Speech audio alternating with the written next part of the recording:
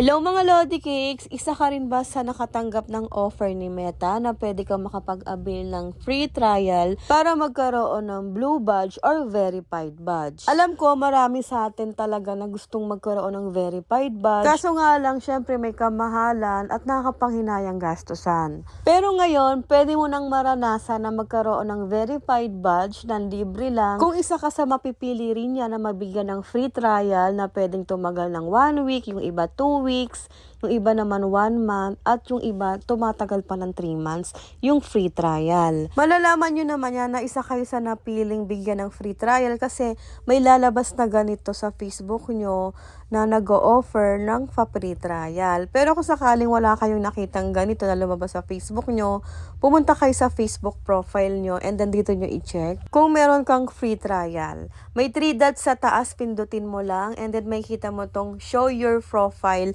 is verified. And then dito makikita mo yung offer ng free trial sa'yo ni Meta para magkaroon ka ng verified badge for free. At makikita mo rin dito kung gaano katagal yung free trial na ibinigay sa'yo ni Meta. Pero kung wala kayong nakitang nakalagay dito na free, wag nyong i-avail ha. Kasi kung magkano yung amount na nakita nyo dito, yun yung babayaran nyo. So, pinutin tong start your free month and then continue.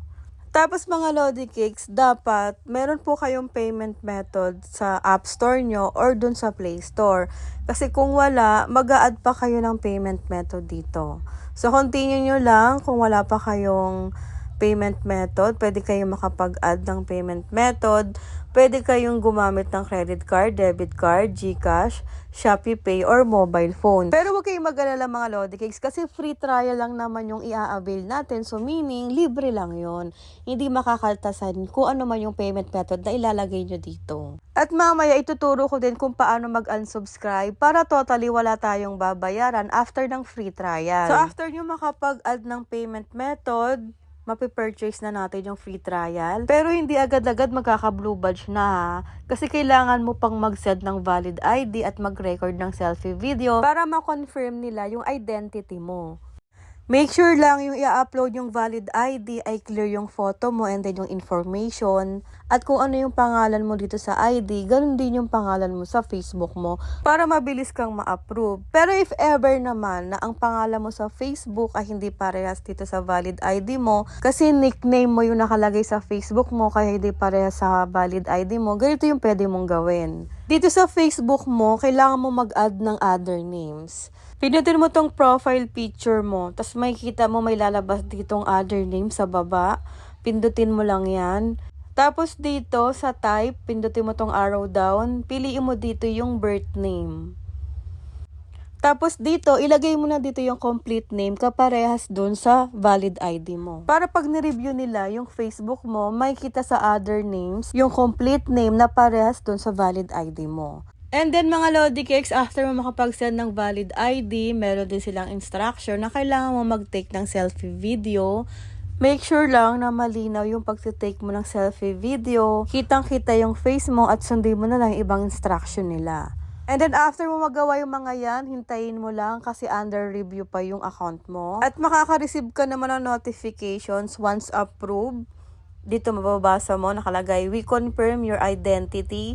Check out your profile to see the verified badge.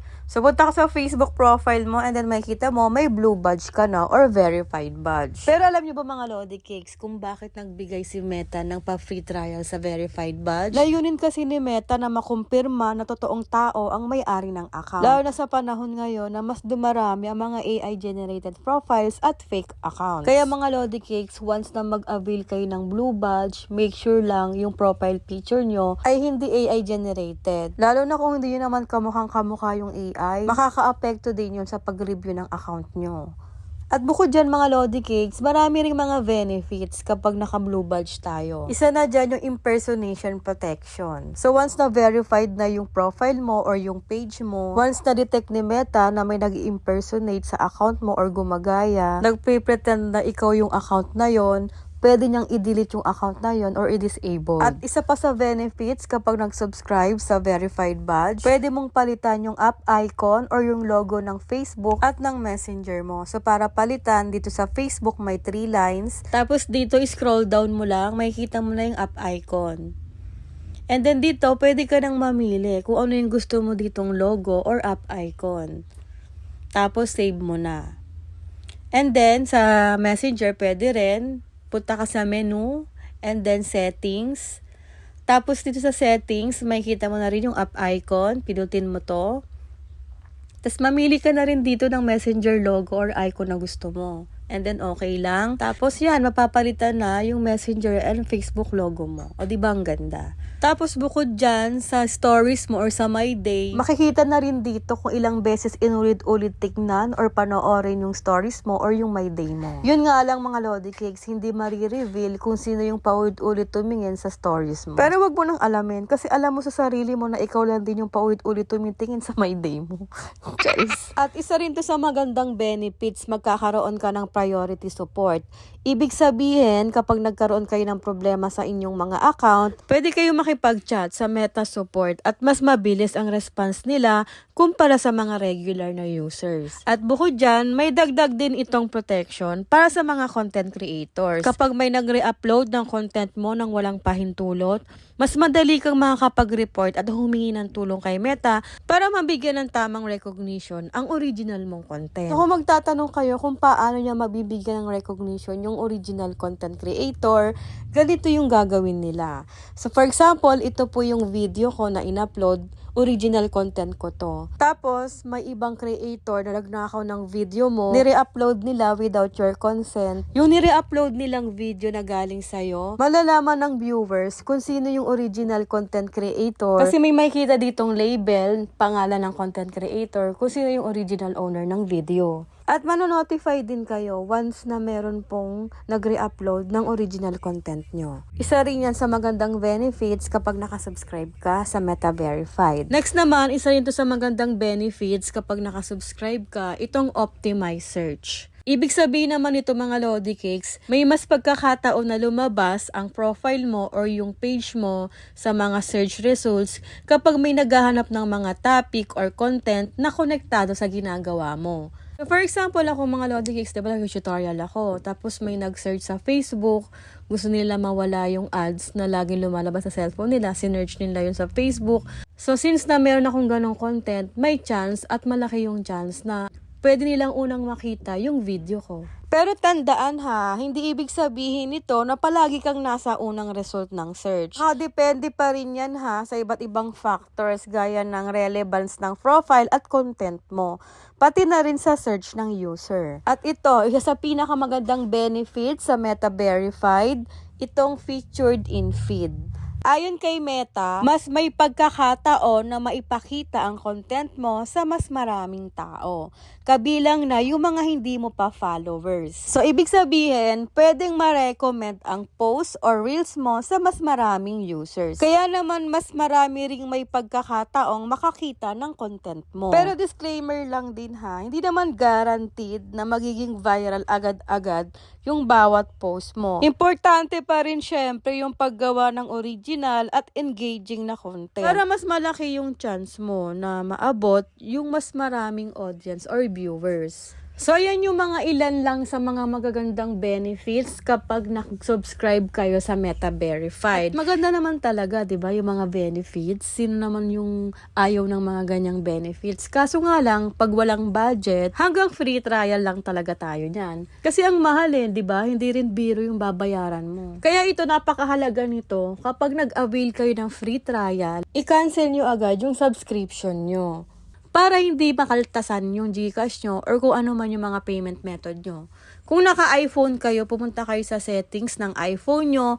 Tapos, makikita mo dito yung Apple account mo. Pipindutin mo lang yan. And then dito, pindutin mo naman tong subscriptions. Tapos, makikita mo na dito si Facebook, yung Meta Verified na sinubscribe mo.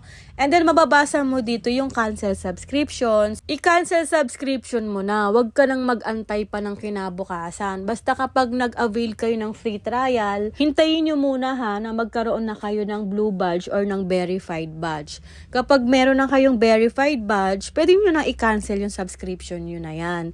Huwag kayong mag-alala kasi once na i-cancel yung subscription, maa-avail nyo pa rin rin yan hanggat hindi pa na-expired. Kung 1 month po yung free trial, after 1 month, dun lang mawawala yung verified badge nyo. Kasi pag hindi nyo kinancel yung subscription nyo, kapag na-expired na po yung free trial, automatic babayaran mo yon. So magkakaltas na yun sa GCash mo or kung saan man yung payment method na ginamit mo. Tapos nga ngawa-ngawa ka dyan na every month kang kinakaltasan, hindi ka naman nag-unsubscribe. 'Di ba? Tapos ginawan ko na nga ng tutorial kung paano mag-unsubscribe, hindi mo pa rin ginawa. Bahala ka nga.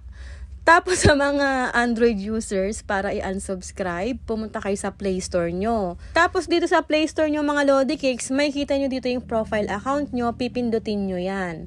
Pagka pindot nyo yan, dito kayo sa Payments and Subscriptions. Tapos subscriptions ulit. So dito makikita nyo na yung Facebook, i-cancel subscription nyo na. So wala akong mapapakita dito kasi sa iPhone ako nag-subscribe. Pero kayo sa mga Android users, makikita nyo dito, mababasa nyo Facebook, tas yung Meta Verified. I-cancel nyo na yan agad-agad once na magkaroon na kayo agad ng blue badge. Huwag nyo nang patagalin pa. Kasi makakalimutan nyo yan, bahala kayo. So ako nga tingnan nyo, yung page ko, saka yung profile account ko, nag-avail ako ng free trial sa Meta Verified. Parehas din sila, in-unsubscribe ko agad. Pero yung page ko, 1 week lang yung free trial. Tapos yung profile account ko, 1 month naman. Kaya kailangan i-unsubscribe nyo agad para wala kayong babayaran. Okay ba mga Lodi Cakes? Tapos yung mga nagsasabi na pag nag-unsubscribe daw sa Meta Verified, madi-disabled yung account. Fake news yun, di yun totoo. Pwedeng nagkataon pagka-unsubscribe mo, may violation ka, kaya ka na-disabled. Hindi yun dahil sa pag-unsubscribe sa Meta Verified. Hindi yun totoo. So yun lang mga Lodi Cakes. Please pa-like and share naman ang video ko na to. Thank you for watching!